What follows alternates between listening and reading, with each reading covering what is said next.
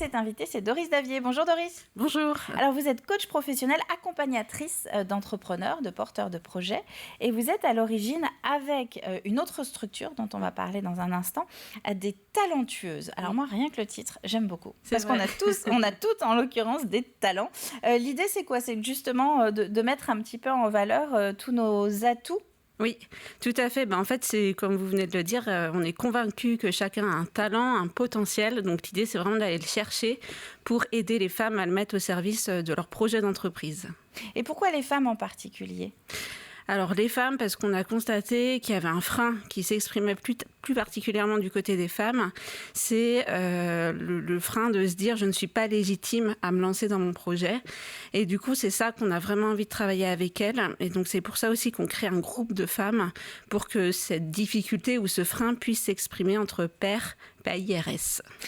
En 2022, en l'occurrence, on risque de se dire qu'on n'a pas la capacité, parce qu'on est une femme, à se lancer dans la création d'entreprise. C'est vrai. Alors c'est parfois des freins inconscients. On ne se dit pas forcément tel quel. Je suis une femme, donc je ne vais pas me lancer ou j'ai pas ma place. Mais c'est un peu un conditionnement aussi social qu'on porte tous d'une manière ou d'une autre. Et on se trouve, c'est ça, alors des excuses pour dire bah oui, je peux pas parce que par exemple il faut gérer le reste ou j'ai des contraintes ailleurs. Et dans ces cas-là, c'est une bonne raison pour pas se lancer. Oui, c'est ça. C'est se dire est-ce que j'ai vraiment ma place? Est-ce que je suis vraiment capable?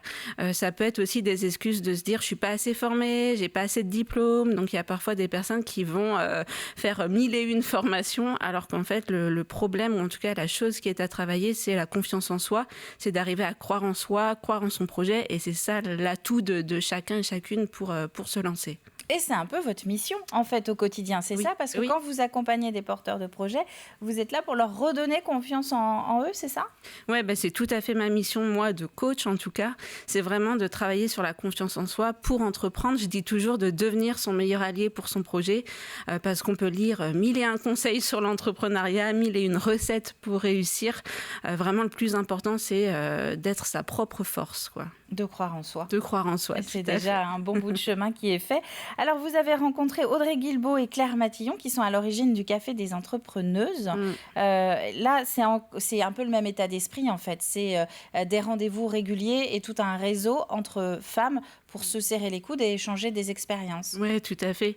Voilà, moi, je les ai rencontrées en 2020, quand j'étais aussi moi-même en pleine création d'entreprise. Et ça a été une rencontre assez déterminante pour développer mon réseau, pour aussi moi-même me sentir en confiance dans un écosystème entrepreneurial que je ne connaissais pas à ce moment-là. Et c'est vrai qu'elles ont des valeurs humaines qui permettent vraiment d'évoluer en toute bienveillance, confiance. Et il y a aussi cette force du partage, de l'entraide, des rencontres qui font que voilà, on développe son réseau et puis on s'entoure des bonnes personnes aussi. Très concrètement, les talentueuses, ça va être quoi alors ? Ça va être une sorte de package où on a avec vous l'accompagnement un petit peu psychologique, mise en route, etc.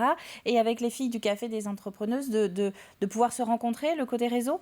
Oui, tout à fait. En fait, moi, j'amène cette dimension, je dirais, plus développement personnel que psychologique, mais en tout cas vraiment de travail sur soi, de développement de la confiance en soi. Et j'amène aussi la dimension de construction de son projet. Donc, comment je construis mon projet en revenant à moi, donc en construisant quelque chose qui est vraiment aligné avec moi, en accord avec mes valeurs. Je construis aussi mon positionnement d'entreprise, donc ma cible, mon offre. Je connais mieux mon marché, donc je sais quelle place, en fait, moi, j'ai envie de prendre. Donc, c'est tout ça qu'on travaille ensemble. Et effectivement, avec le café, on permet aux femmes de mettre un pied dans l'entrepreneuriat par le biais des rencontres et également des rendez-vous avec des experts qui viennent apporter des conseils sur la communication, la création d'entreprise en termes de statut, également de challenger un petit peu aussi le business model. On avait vraiment envie d'apporter une sorte de vision à 360 quand on se lance dans son projet, parce qu'il y a aussi beaucoup de personnes qui piochent un peu à droite à gauche, qui ont du mal à s'y retrouver, qui s'y perdent, qui savent pas trop par où commencer. Donc déjà, on commence par revenir à soi et construire ce qui a du sens pour soi. C'est vraiment un guichet unique, en fait, du tout début du projet jusqu'à son enclenchement. Enfin, assez concret. C'est ça. Comment ça va se passer très concrètement si des porteuses de projets, porteurs de projets qui sont intéressés par ce principe des talentueuses, quelle est la porte d'entrée ? Eh ben, faut me contacter. Donc, c'est moi qui suis la porte d'entrée parce qu'en fait, donc, c'est un accompagnement collectif sur 6 ateliers collectifs pendant 3 mois. Et effectivement, l'idée, c'est d'avoir un premier échange. Moi, j'ai connaissance du projet de la personne. Je connais un petit peu les freins, etc. Et du coup, voilà, c'est vraiment moi qui suis la première porte d'entrée. On échange ensemble et après, voilà, ça permet de rejoindre le groupe. Votre site, c'est Projette-moi. Oui, c'est ça. On peut le dire Projette-moi, c'est ça. Donc c'est comme ça qu'on peut aussi entrer en contact avec vous sur Internet. Doris, on mettra les coordonnées sur le site Internet. Oui, il y a un petit bouton. Il s'agit de réserver une séance en visio ensemble et voilà, c'est très simple. Pour pouvoir échanger. J'aimerais bien terminer sur du très concret, justement. Quelles sont les barrières qu'on peut lever déjà comme ça, les premières choses que vous dites quand vous rencontrez une femme, en l'occurrence, qui veut se lancer dans un projet? Je suppose que vous entendez très souvent les mêmes introductions. Oui, j'ai bien envie de faire ça, mais donc voilà, comment faire pour casser un petit peu ces clichés dès le départ? Souvent, ce que j'entends, c'est « mais je ne sais pas par où commencer » ou « mais je ne sais pas vraiment quoi faire ». Et moi, le conseil que je donne, c'est vraiment de savoir s'écouter, de revenir à l'essence en fait de ce pourquoi on se lance, et c'est vraiment ce pourquoi-là qui va être moteur en fait dans son projet. Le faire par écrit peut-être pour que ce soit encore plus concret? Oui, alors moi je partage beaucoup d'exercices aussi très créatifs qui peuvent être par l'écrit, par le dessin, la symbolique, et du coup ça permet d'aller chercher au fond de soi vraiment ce qui est spontané en fait, ce qui sort de soi assez spontanément pour son projet. Le fait d'être dans un réseau, un club, un accompagnement vraiment spécifique aux femmes, vous sentez que les langues se délient un petit peu plus facilement? Oui, c'est vrai. D'être entre femmes, ça crée un climat de confiance parce que justement, il y a cette reconnaissance sur les difficultés qu'on rencontre de manière un peu similaire.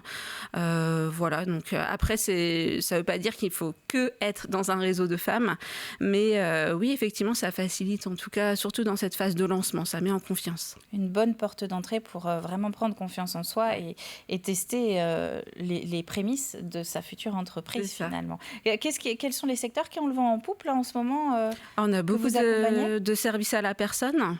Ah c'est bien, on en manque. Oui. Alors services à la personne et aussi beaucoup dans l'artisanat et tout ce qui a une dimension écologique. Donc ça c'est vrai que c'est c'est ce que je retrouve en tout cas moi le plus dans les projets. Eh bien, si vous vous reconnaissez donc dans tout ce qu'on a dit sur ces dernières minutes avec Doris, sur le fait d'être porteuse d'un projet, de ne pas oser, de ne pas savoir comment se lancer, etc., vous avez compris.